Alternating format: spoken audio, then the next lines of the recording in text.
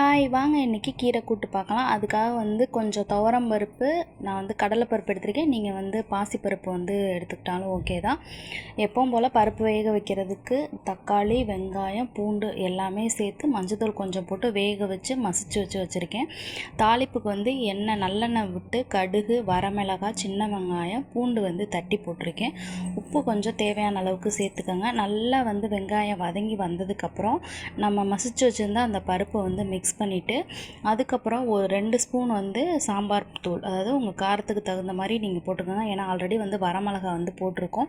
So அதுக்கப்புறம் தண்ணி கொஞ்சம் தேவையான அளவு ஊற்றிட்டு ஒரு கிண்டிட்டு அப்படியே நம்ம வாஷ் பண்ணி வச்சுருக்க அந்த கீரையுமே உள்ளே சேர்த்துடலாம். ஒரு கொதி வந்ததுக்கப்புறம் கீரை சேருங்க. அப்போ தான் மசாலா இந்த கீரையிலையுமே சூப்பராக இருக்கும். பருப்போட டேஸ்ட்டும் சூப்பராக இருக்கும்.